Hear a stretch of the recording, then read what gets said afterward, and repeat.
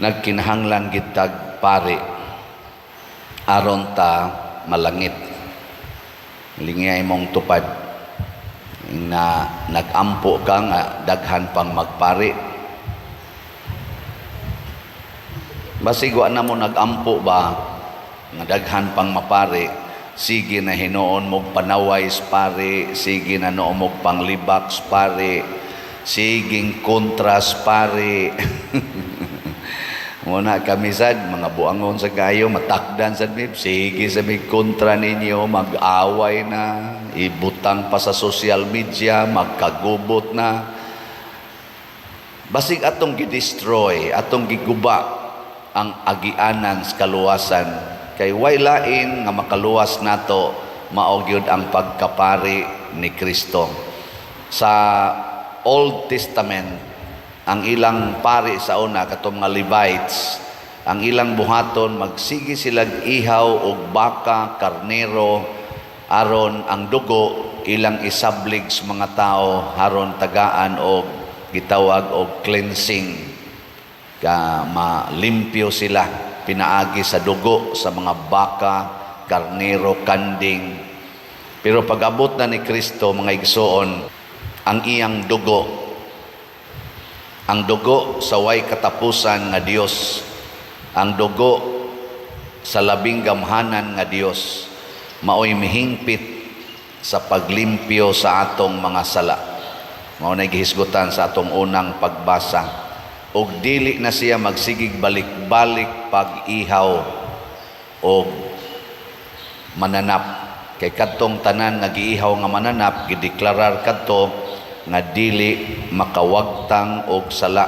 Matod pa sa atong unang pagbasa, di to makawagtang og sala. Ang tinuod yung makawagtang og sala, ang dugo na ni Kristo. Bisag ka ng imong dugo, di na makawagtang sa sala, basta dili na makonected sa dugo ni Kristo. Sige, lingay mong tupad og usab, ing na ayaw nalag tuga-tuga, di yun ka makaluwas. Di ka makaluwas. Kitang tanan, wa kitay mahimo aron ta maluwas. Without Jesus, without the blood of Jesus, the high priest, the eternal high priest, there is no salvation. Mao na siya.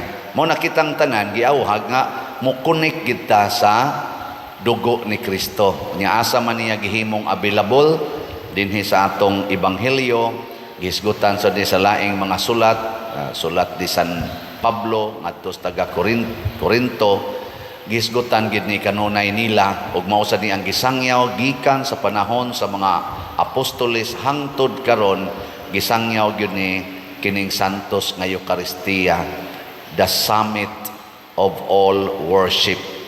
Mauna ni ang hinungdan nganong mag-prayer meeting ta, nganong naatay mga mandated organizations, kining tanan nga gibuhat nato dinhi sa simbahan, nganong magtudlo tag katekesis panahos buwan Mayo, naatay Vigil Alliance of Two Hearts, naatay prosesyon sa mga santos, magpista tas mga santos, kana tanan nga mga activities.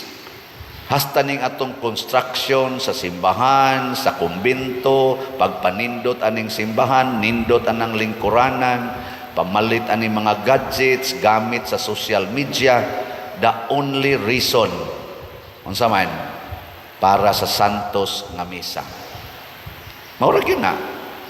Nganong mibiya mis among kinabuhi didto sa pamilya, kaming mga pari nga giordinahan, nganong dili mi magminyo, nganong dili mi mangabit.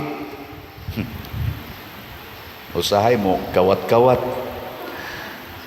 nganong dili mi mo tigom anang kwarta, na ami vow of poverty, chastity, and obedience. Mga kasakit ni sa among kaugalingon. Bisag kamo, masakitan man gani mo buwagan sa inyong bana, di ba? Nga naagid mo'y bana, naagid mo'y asawa, kami wa gyud, di ba? Pero nganong gibuhat man na mo para gihapon sa santos nga misa. Kung wa ning santos nga misa nga maoy sentro sa pag-antos o sa kaluwasan nga gihimo ni Kristo, useless ang tanan natong mga gibuhat sa simbahan. Oh, kanang mag-choir, mag-lektor, wa na nay kapuslanan og way santos nga misa. Una, kaning atong pagpamaligyag slat og dili ni makonekte dinhi sa misa, wa gyapoy kapuslanan, wa tay kalainan sa mga NGO, mga business entities nga siging raise og kwarta, siging padaghag kwarta. For what? For what? Makaluwas ba ng kwarta? Ha? Lingay mong tupad. Yung na nagtuo ka nga makaluwas ng kwarta? Di, oy. Unsa may mga timailhan sa kaluwasan, be? Unsay mga timailhan nga ikaw nagsubay na sa dalan sa kaluwasan? Kanang dili pa ta mamatay ba? Unsa may timailhan nga gasubay na kasdaan sa kaluwasan? Mao ni ang mga pipila ka mga timailhan. Tanawag mahatag banis kwarta. Katagbawan. Katagbawan ba? Satisfaction. Tanawa ng mga tao nga nagsigig tigom og kwarta, satisfied ba sila silang kinabuhi?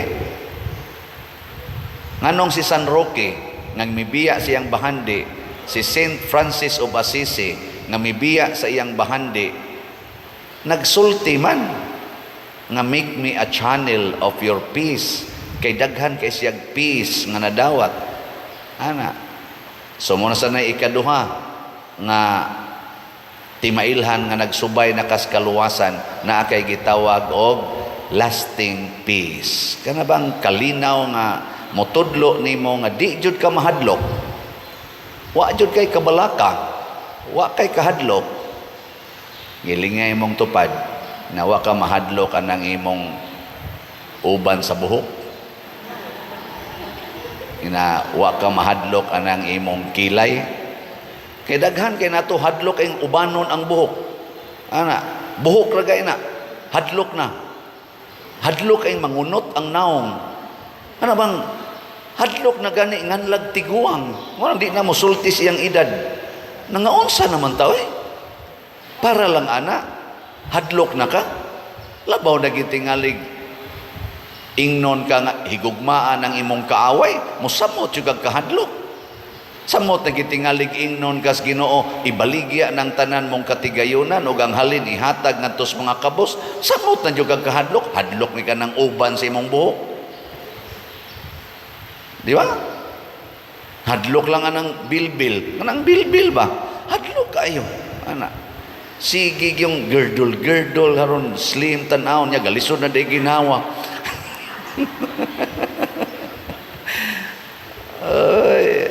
Kanis father ba mahimantayon di ako lang nang gi-imagine kay magsige mo magpapiit-piit na lisod biya na ginawa labi na iglingkod nimo nya mukaon pag yung kana dili na musod nga tanan nimong kinaon mo na makanser na lang nung kaskulod kay adto na mo piit dito sa kilid kay imo manggipiit.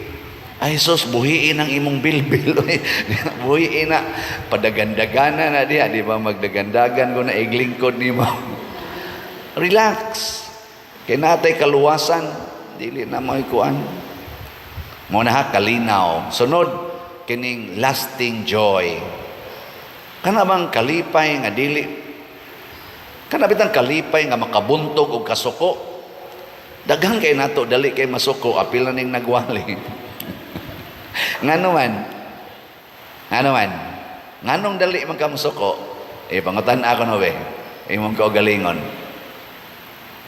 kay nahadlok kang magantos nya kay ang pagantos mao man di ay nay sintros trabahos pari mao man nga si Kristo ang iyang pagkapari mao man nga gibitay siya sa cross. That is the image of a priest. Nga matod pa sa una ang karniro mo iihawon karon si Kristo mo giihaw aron ta maluwas. Giunsa siya pag-ihaw? Gibitay sa cross. Pag-antos. Nya ningon din siya nato, kung mosunod mo nako, take up your cross. Yang anong sige magkagkasuko? Kay gipaantos man ka sa imong bana, sa imong asawa, sa imong mga anak, sa imong ginikanan, o sa ubang mga tao. Nya di man ka gustong magantos, nalimot man ka nga kana ding pagantos, mao man din ay makaluwas. Nasuko na ka. Ikasuko nimo maluwas pa ka. Matiwas. Nige, lain na sang lingi be, lingi. Anto sa lagog lingi-lingi god. Samtang makalingi pa mo, ing na magsabota, ing na ba? Ing na magsabota. Maginantusay na kita. Ing na. Ing na di na kita masuko anang pagantos. Di ba? Kung ang imong silingan dili manilhig, unya ang iyang sagbot adto padong sa inyong tugkaran, silhiga ang sagbot, iapil og panilhig ang ilang tugkaran. Di ba? Kung ang ilang kanal ilalang paagason nga padong sa inyong tugkaran, anha na maglinaw ang tubig, paghimog kanal lahos gyud ngadto sa ilang balay sad aron nga di na sad mulinaw ang tubig sa ilang tugkaran, di ba? Ana no. Okay na ninyo? Di ni okay. Mga tiwas kita ni. Na din sige tagbaligyag slots dili ni tungod kay magpagarbota. Muambita sa pag-antos ni Kristo. Nya sa atong pag-inambitay sa pag-antos ni Kristo, mugawas ang tinuod nga kalipay. Kay kining pag-antos mga igsoon, mao gyud ni ang the center and the only way to happiness. Asbon ako kining suffering or pag-antos mao ni ang sentro o ang bugtong tuburan sa kalipay. Mao na nga gigamit gid ni Kristo. Karon si Kristo malipayo na, matod pa sa atong pagbasa, naglingkod didto sa himaya sa iyang amahan. Iya naman ang gi-enjoy sa una. Before creating the world, si Kristo naglingkod na. Pari na siya. Ginoo na siya. Malipayo na siya. Pero nianhi siya sa kalibutan aron moantos, haron tudluan ta nga kining kalibutan sa pagantos, the valley of tears, kining atong kalibutan, dili ni nato mahimong buntugon pinaagi og paglikay sa pagantos. Mabuntog nato ang kalibutan basta moantos ta. Mao na ang nagantos kung sa itong pinulungan, ang magantos, masantos. Kinsa man ang santos, maunang mga tao nga malipayon, samtang ni apas kalibutan, masakit na sila kanser, malipayon. Kuhaan na sila sa ilang bahandi, malipayon. Lutoso na sila, malipayon. Torturo na sila, sama ni Lorenzo Ruiz o mga martyrs, malipayon. Kuhaan na sila sa ilang mga minahal sa kinabuhi, kay nangabit na, malipayon. Hasta pagani ang ilang anak, kuhaon, kay gipusil sa ilang silingan, magtuo ang ilang luha, pero malipayon nga mopasaylo sa nagpatay sa ilang anak or sa ilang mahal sa kinabuhi. Lain na sang lingi sa imong tupad, ing na gusto kang masantos. Na gusto ka masantos? O kanang imong pagsimba dinhi, wa kay ambisyon nga masantos, di jud ka kakunik sa atong eternal high priest. Kay ang pag-antos mo'y atong koneksyon niya. Matod pa ni, kuan man tingin ito? St. Therese ba to? Of the Child Jesus. And mostly sa mga santos, mahimo kunong kalipay ang atong tanan nga gibuhat basta atong makunik ngadto sa cross ni Kristo. Kanang tanan nimong gibuhat ba, pagpanglaba, paglungag, pag-eskwela, pagtrabaho, hasta tingali ning pagpamaligyag slots, ako ning ikonik ngadto sa pag-antos ni Kristo. Antos biya sigig balik-balik aning basa aning palit mog slat. Uwaw na biya kayo. Antos biya nang magpakauwaw ta pabagas naong no. Pero kay nakakunik man ko ngadto ni Kristo, di ko mapulaan mo ingon ninyo pamalit mog slat.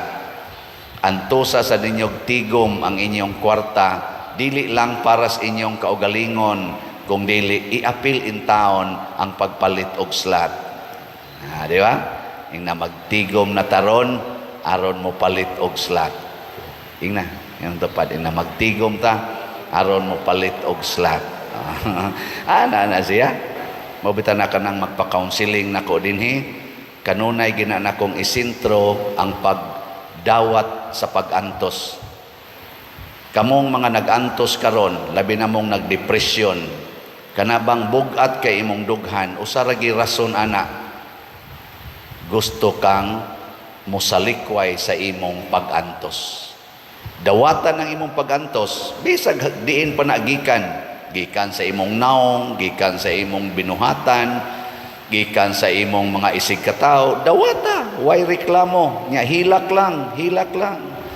Nya ikunik na ngatos Ginoo. Ginoo, salamat aning pag-antos. O kanusan ini mo kuhaon, ikay magbuot. Basta mituog yung ko, makaluwas gini nako. Makawagtang gini sa akong mga kasakit. Ako ning dawaton ang kasakit, aron mawagtang ang akong mga kasakit. Mahibong lang ka, di dangatan og mga usa ka semana, gaan kayo ang imong dughan. Ako gani karon sa akong experience kanang masakitan ko, kay ubay-ubay masad ninyo gyud ang mopasakit pa nako. Usahay sad masakitan ra sa kus kaugalingon akong pagbati kanang mura kong mahiubos nana, di gud tuwag ko tutuyo ako, nahiubos lang ko ana, bisag unsang klases pagbati nga masakitan pod ko. Usargi akong himuon, inig rosaryo nako, inig simba nako, inig misa nako. Ako dayon ang dadon dinhi, Ginoo, dawaton ko ning imong pag-antos, kining maong pag-antos. Oy, di pagani ko kahumas misa, luag na kay akong dughan. Di mo to? Katapusang lingi be. Ing na kumusta imong dughan, luag o bugat? Ing na imong dughan ron ba, bugat o luag? Daghan kaayo. Naman gani bagong kinasal ba? Wa pa gani kaugma nag-away na. Ug ako tingali kaslon, tulo ka adlaw siguro, di pa mi mag-away, kumbati siguro maayo sa kalipay. Usa pa lang ka adlaw, nag-away na. Napagani akong nadunggan, wa pa gani kaabot og 3 days, nagbuwag na. Bagong kinasal. Ngano man, ang ilang kasakit, ang ilang pag-antos, wa nila dawata. Wa dawata. Dawata lang. Wata gana. Kanang sakit ni mustohod, dawata, di ba mawa dayon? Kusog na kay kamulakaw, niabot unahan, madagma dayon ka. Nganong nadagma man ka, nakalimot ka na sakit di imong tuhod. Pero at least, nalimot ka gamay. O, di ba? Ano ba? Ana maguna. Pero doon nagyoy kasakit nga angay na tong dawaton, ang kasakit sa sala. Ang sala, muhatag yun og kasakit. Dawata na, hasta ang makasasala, muhatag yun nag eternal happiness and holiness of life.